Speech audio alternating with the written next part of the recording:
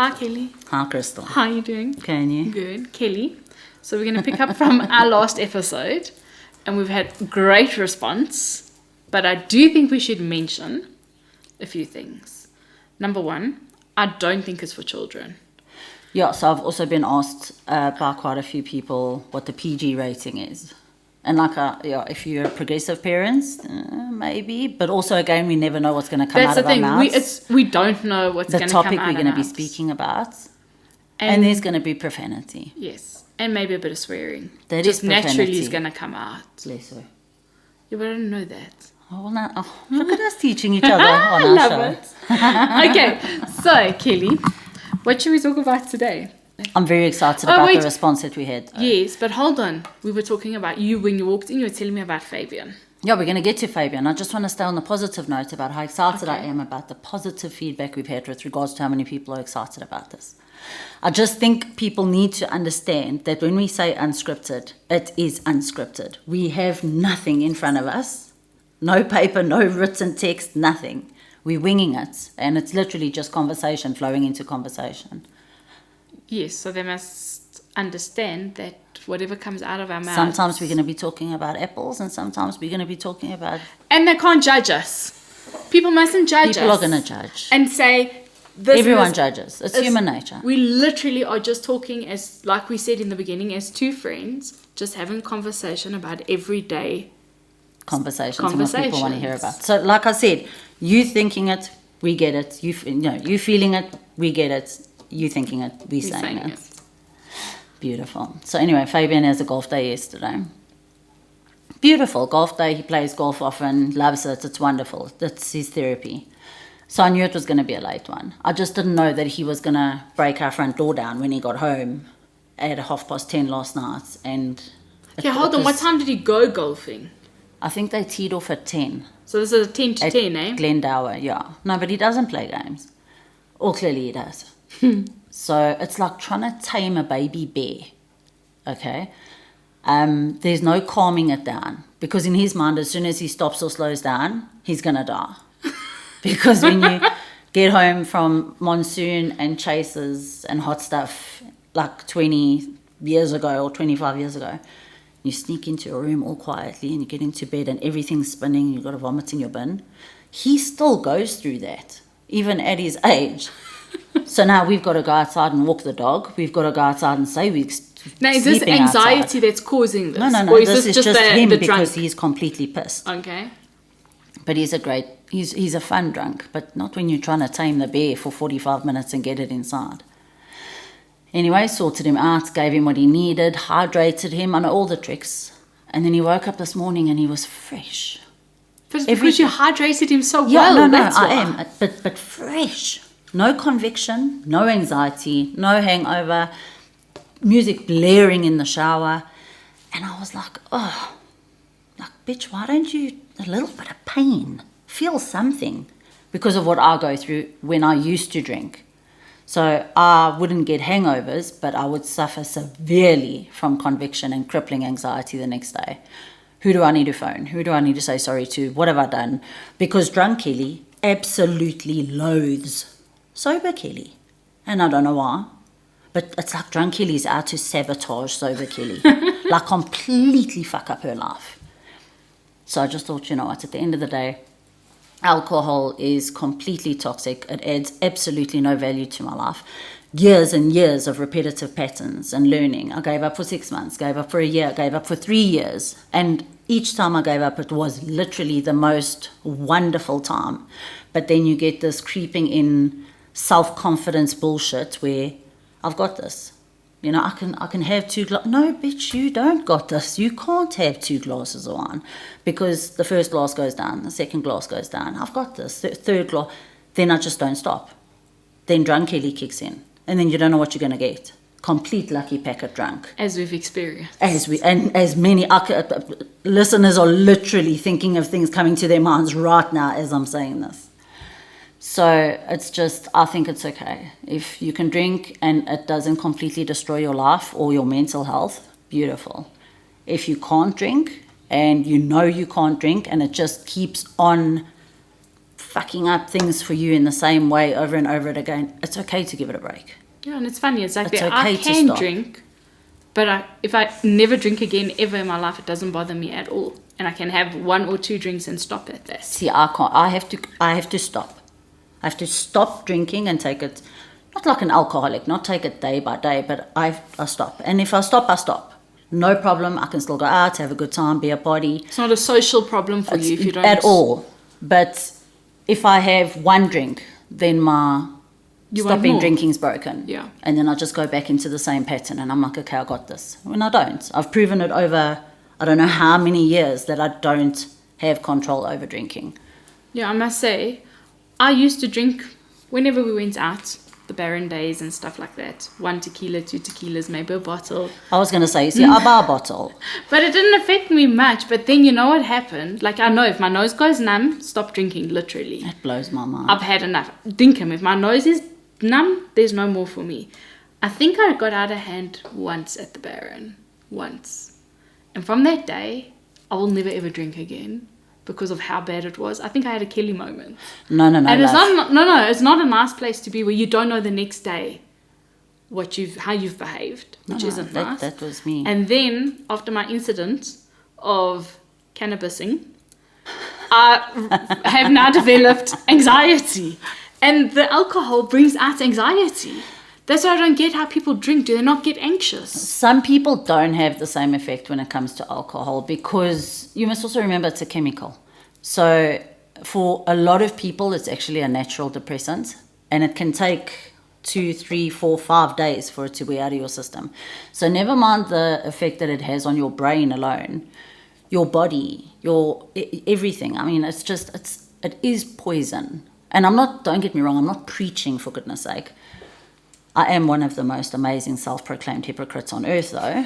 I mean, I can preach, I can talk, but to myself, no. But I think people just have different vibes with alcohol. Like Fabian, even if he has too much, he's still happy. He's still okay. Yes. Do you know what I mean? Like Fabian being out He of doesn't hand. change. He doesn't change. His personality Yes, doesn't his change. characteristics, he's still himself. He just literally doesn't stop laughing or moving. Yeah. Whereas me, we go into full, we don't know. But does drinking give you anxiety? Yes. That control of... Not in the moment. Like when Not you're in the losing moment. control of In yourself. the moment of drinking, I am invincible. Even when you're losing control of what you're actually doing. The control is lost. And you don't mind it No, I in don't the mind moment. it at all. Because I have now got this bottle of courage in me and everything is flowing and I've got this and yeah. But as soon as I wake up the next day, and that's the thing, I don't drink to the point where I will pass out, I will vomit, I will say no more. I just carry on and on and on. It's not something to be proud of, but for goodness sake, I just don't stop. Eventually pass out, go to bed, wake up not even the next morning, wake up a couple of hours later And that's when it with hits my you. heart beating out my chest and my heart rate sitting on 189 and the anxiety is literally taking my breath away. The conviction is killing me and I don't want to see anybody, I don't want to look on socials, I don't want to go through my phone. What did I do? Who saw me? Who do I need to apologize to? It's just hell. It is terrible to live. And there goes Kelly again. It started giving friends and family anxiety when I drank. Like if I was drinking, Kelly drinking, you know. I had an alter ego, for goodness sake. Her name was Lizzie. But as well, I do think now that we're getting older, I think that's also why we've calmed down. We are also talking 5-6 years ago. No, babes, I'm talking a year ago. No, when last were you acting Kelly drunk? Not often. No, not often. Be honest, you weren't doing it often. It's also got a lot to do with your emotional state, your mental well-being, the space that you're in, the people that you're with. I'm very, very, how do I say, affected by energy, you know. So it depends on the space that I'm holding in that moment. But this mouth. But that's what makes you Oh, Kelly. this mouth. It's a beautiful thing, I think. Yeah, That you because just become you don't honest. have to live with it. That's all. You just become honest, Kelly. Not Not Lizzie. Actually, honest Kelly on top of honest Kelly. People don't need that. If people spoke to me half the way I've spoken to people, wow. So yeah, drinking for me is, I don't know, it's not a big thing at all to me. It doesn't matter. And not passing judgments on anybody that drinks. I mean, there's so many No, but people it's a that lovely can thing. functionally drink. It's a lovely social thing. I Personally, love I'm just saying it's like pouring gasoline on my anxiety and setting it alight. I love it buying serves bottles. no good purpose. I don't need it. I don't like it. I am just not a good My drunk. funnest thing, can I tell you, is walking into a bottle store and buying alcohol. It's the biggest thrill I have. Shame, Chris. We need to work on your thrills. But don't you love it? Walking in a bottle store, drinking and buying everything you want to buy. Okay, so It's the most amazing feeling. talking to somebody who no longer drinks, let's put it this way, it doesn't make me proud. Nothing wrong with it. But those days are gone though. Besides, you think it was you. We lived in such, how can I say it, before COVID. Things were amazing. Life was different. I mean, it was fun. Like today, in today's day after COVID, drinking is not the same. Not the same. But also with the generation, if you think about how much it's changed. Kids don't drink like they used to. Teenagers don't drink like they used to. No, they don't even do what we used to do. Thank God. I mean, if I see children that are 16, 17, 18, I was sneaking into La Habana at 16 with everybody. Okay, my But cousins it was were so all much older, easier for us as well. but it was so fun. And then before, like I said, before COVID, I truly believe COVID reset everybody. I used to have, well, the kids were small at that time, and my cousins used to phone me 9:30 at night. Come, let's go to the Baron, it's a Friday, that was or the best. let's go somewhere, and it was late at night, and I'd be like, no problem, shower, But the get times dressed. have changed so much, you can't even do that Today, anymore. I'm in bed at 7:30. If you have to phone me at 8 o'clock and tell me to go out, I'll say someone never better be ever. dead if you're phoning me after 8. Yeah, I'll in fact, never why do are it. you phoning me? Because it can be a WhatsApp. You can definitely tell, why is my phone ring? I'll watch it ring. Why are you phoning That's me? why I do say don't feel bad, because I think in the moments and at the time it was fun. No, but it was it took a lot. Teenage years, early 20s, even in my 30s. I mean, I didn't drink for 3 years was my longest stint, and that was, I think, the first when I started drinking again. To put it in like a time frame, it was 3 months after my sister passed away. Okay, well that makes sense. No, it doesn't. It should never have happened. I should never have done it. I should never have picked up a drink after that. But when you're in that state of mind, No, and I will say it because I know it, it's just you can't control it. Look, it is. You self-sabotage You in can't every control single it. way, shape and form. It's in a way, actually, when you were doing that, you were more testing, not that, you were testing to see how far you could go and what's going to trying happen to get back you. to some Yeah. form of a normal. Trying to heal, numb. But it's this, also, you that. knew it was wrong. So you were testing to say, Yeah. okay, now I'm going to do this, what's going to happen to me? Yeah. Type of thing. And then it just went. That's how it goes. But you've come right from it. You've come out of it. I have. But yeah, those were I will say they were the good days of going out and drinking and enjoying They ourselves. were the good days. We And have it is become so different. boring at the moment. No, we're not boring. No, It's I think great. we're highly boring. I think it's Listen, terrible. I counsel. I do recovery counselling.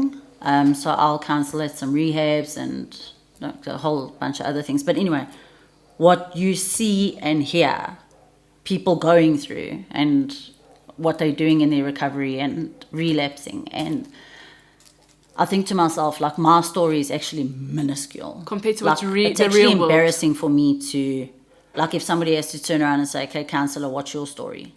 Yeah, It's nothing. nothing Compared to what what people are really going through. And after COVID, yes, there was a reset, but at the same time, I think so many people battled so badly in so many different ways, and I'm going to say mainly mentally and emotionally. Families took strain. I mean, there's a million Well, it was things we all could fun. list. I think financially, No, financially, the biggest COVID knock. killed everybody until today. People haven't. And personally, come I out think of people it. started drinking a lot more out of their norm during COVID. Even though it was blocked, you couldn't, but there was means and ways. I mean, you always... Someone could organize something. Yes, exactly. But, Yeah, COVID, I also think COVID brought out a lot of people with mental health problems. I mean, till today, people are battling because of what happened. I mean, I'll take myself, for example. I had 3 clothing stores. Yeah. Before COVID, everything was going lovely, fabulous. COVID came, you can't keep up with the rentals. You have to literally, everything you worked. And everything every single cent in your savings account goes into... For 10 years, I had clothing stores. That was what I did. From Cape Town, moved to Joburg, opened stores. And I swear, in a blink of an eye, Gone. Everything was gone. And it's a hard reality to face that you feel like a failure, but it was one of those things you had to say, look, you This is can't what I keep have to throwing do. good money at bad 100%. debt. You just have to call it a day. And I think a lot of people, I mean, I've blessed enough not to have been affected completely by it. Yeah. But if that was our only source of income, it would have been Well, our problem. saving grace was, I mean, I couldn't work. I had the coaching thing. My office was in Glen Vista. So obviously you can't do one-on-one. So I could do Zoom and stuff like that, but it's not the same thing as being in someone's personal space and counseling and coaching. So mine took a dip. We have a glass and aluminium business. And Fabian, luckily enough, I think it was after about 4 weeks, maybe 5 weeks after lockdown, he got the letter to say, okay, look, you know, you can do You're like able to work emergency, again. especially like with the looting of the shops and everything, shop fronts that were smashed, emergency things at a house that like was a threat to their security and whatever. So small things kept us going in that sense. But again, every cent we had of savings went into surviving. And I mean, it was months. and on a good day, it's hard to survive.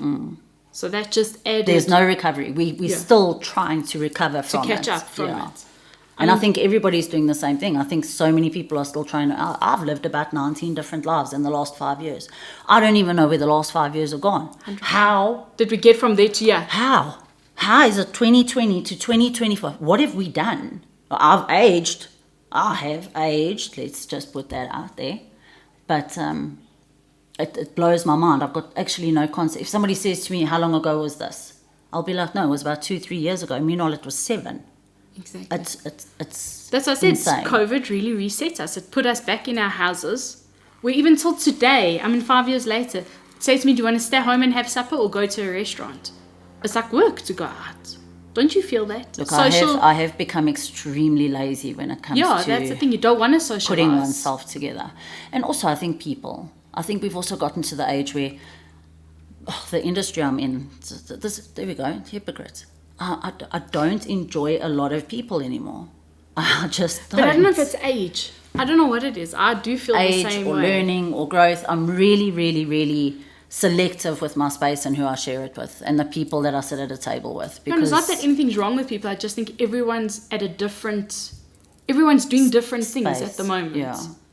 In saying that, Kelly, let's end off today. And we will be back next week. See you later. Bye.